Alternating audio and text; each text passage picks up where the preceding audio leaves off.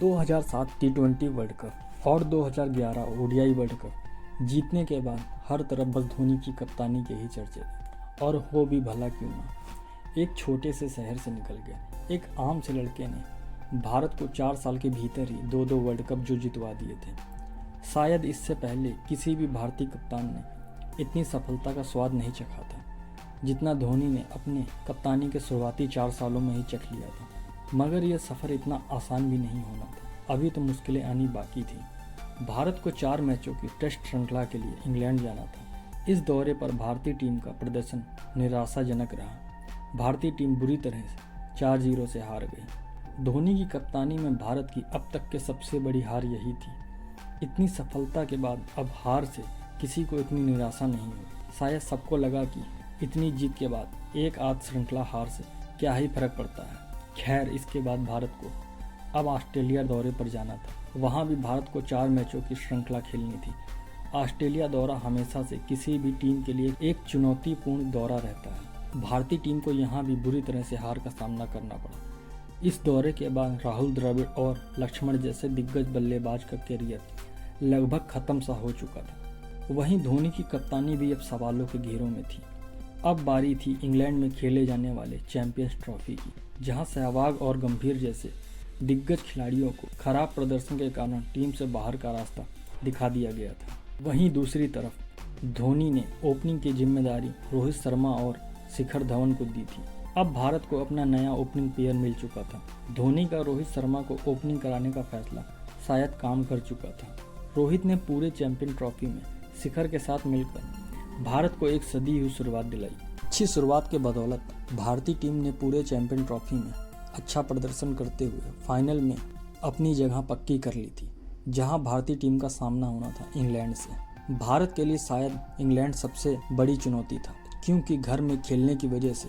वहीं दूसरी तरफ इंग्लैंड के बल्लेबाज और गेंदबाजों का पूरे टूर्नामेंट में शानदार प्रदर्शन धोनी के तीसरे आईसीसी टूर्नामेंट जीतने के भी सबसे बड़ा रोड़ा था। और इससे भी बड़ा रोड़ा था बारिश। जहां एक तरफ सब फाइनल का बेसब्री से इंतजार कर रहे थे, वहीं दूसरी तरफ बारिश रुकने का नाम नहीं ले रही थी।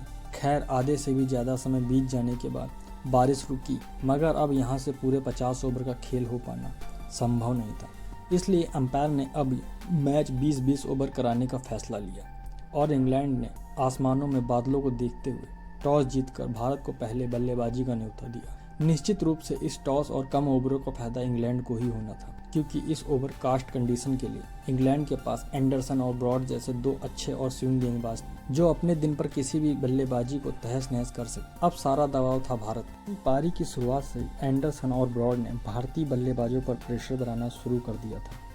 इसी प्रेशर की वजह से रोहित शर्मा स्टुअर्ट ब्रॉड की अंदर आती गेंद पर 14 गेंदों में मात्र 9 रन बनाकर आउट हो चुके थे। अब मैदान पर थे विराट कोहली और शिखर धवन। दोनों ने मिलकर साझेदारी को आगे बढ़ाया और स्कोर को 50 के पार पहुंचाया। अभी भारतीय टीम ने 50 रन का जश्न मनाया ही था कि अगली गेंद पर शिखर धवन भी आउट होकर पवेलियन पहुंच चुके थे। अब सारी जिम्मेदारी थी क्रीज पर आए दिनेश कार्तिक और विराट कोहली पर। मगर अभी टीम ने अपने खाते में 14 रन ही जोड़े थे कि दिनेश कार्तिक भी आउट होकर पवेलियन जा चुके थे। और इसके बाद अगली 12 गेंदों में सुरेश रैना और महेंद्र सिंह धोनी का विकेट लेकर इंग्लैंड पूरी तरह से इस मैच पर अपनी पकड़ मजबूत करता जा रहा था। वहीं दूसरी तरफ भारतीय टीम पर अब दबाव बढ़ता जा रहा था। 66 रन पर 5 विकेट गिरने के बाद एक तरफ तो भारतीय टीम को तेजी से रन भी बनाने थे, वहीं दूसरी तरफ विकेट भी नहीं देना था। जडेजा और कोहली ने मिलकर एक साझेदारी की और भारत को पहले 100 के पार पहुंचाया। इसके बाद कोहली ने कुछ आक्रामक शॉट खेले, मगर 113 रन के स्कोर पर कोहली 43 रन बनाकर आउट हो चुके थे और अब जिम्मेदारी थी जडेजा पर। जडेजा ने 2 चौके और 2 छक्कों की मदद से 33 रन की एक छोटी मगर महत्वपूर्ण पारी खेलकर टीम का स्कोर 129 तक पहुंचा दिया था। मगर सबका मानना था इंग्लैंड जैसी टीम के सामने 129 रन का टारगेट कोई बड़ा टारगेट नहीं है। कहा जाता है कोई टारगेट तब तक बड़ा या छोटा नहीं होता जब तक उसे पा ना लिया जाए। टारगेट को चेस करने उतरी इंग्लैंड की शुरुआत भी निराशाजनक रही। 3 रन पर ही उमेश यादव ने भारत को एलिस्टर कुक के रूप में बड़ी सफलता दिला दी थी। कुक के जल्दी आउट होने के बाद धोनी को समझ आ चुका था कि इस छोटे टारगेट को भी बचाया जा सकता है। इसलिए धोनी ने ईशांत शर्मा से पहले रविंद्र जडेजा और अश्विन को बॉलिंग के लिए बुला लिया। धोनी का ये पत्ता काम कर गया। अश्विन और जडेजा ने आते ही भारत को लगातार सफलता दिलवा दी थी। 46 रन पर 4 विकेट गिरने के बाद थोड़ा दबाव अब इंग्लैंड पर भी था। अब इंग्लैंड को एक लंबी साझेदारी की जरूरत थी। वहीं भारतीय टीम को एक और विकेट की। मॉर्गन और रवि बोपारा ने पहले आराम से खेलते हुए अपने पांव जमाना शुरू किए और बिना जोखिम लिए रन बनाना शुरू किया। अब दोनों बल्लेबाज सेट हो चुके थे। अब बारी थी जोखिम लेकर रन रेट को काबू में रखना। मॉर्गन और बोपारा ने टारगेट बनाया ईशांत शर्मा को। ईशांत के ओवरों में तेजी से रन बनाकर स्कोर को 100 के पार पहुंचाया। अब मैच फिर से इंग्लैंड की तरफ शिफ्ट होने लगा था। इंग्लैंड को आखिरी 16 गेंदों में मात्र 20 रन की ज़रूरत थी और उनके 6 विकेट अभी बाकी थे।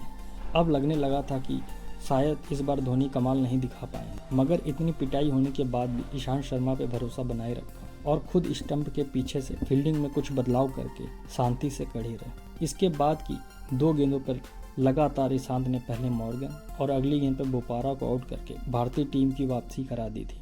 इंग्लैंड को आखिरी 2 ओवर में 19 रन चाहिए थे। ऐसे में धोनी ने एक और चाल चली और बॉलिंग के लिए जडेजा को बुला लिया, जबकि अभी भुवनेश्वर और उमेश के ओवर पड़े थे। धोनी का ये फैसला भी सही साबित हुआ। जडेजा ने बटलर को पहली ही गेंद पर बोल्ड कर दिया और ओवर में मात्र 4 रन दिए और धोनी के फैसले को सही साबित किया। अब इंग्लैंड को आखिरी ओवर में 15 रन चाहिए। सबको लगा ये ओवर शायद भुवनेश्वर डालेंगे, मगर धोनी के दिमाग में कुछ और ही चल रहा था। धोनी ने सबको चौंकाते हुए अश्विन को आखिरी ओवर दे दिया था। सबको लगा धोनी का ये फैसला कहीं गलत ना पड़ जाए, मगर अश्विन आखिरी ओवर में शानदार गेंदबाजी करते हुए मात्र 9 रन दिए और भारत को 5 रनों से एक अविश्वसनीय जीत दिला दी।